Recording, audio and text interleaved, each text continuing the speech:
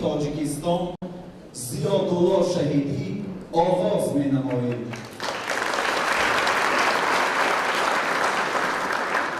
آهنگساز را نه تنها در خصوصیت‌های بندوبست و اسلوب آثار او ما جستجو می‌کنیم. بارکش در صحنه چندین تئاترهای دنیا چون نمونه عالی موسیقی ملی فرزندانش از قبله‌گاه بزرگشان به میراث گرفته ادامه داده ایستادند.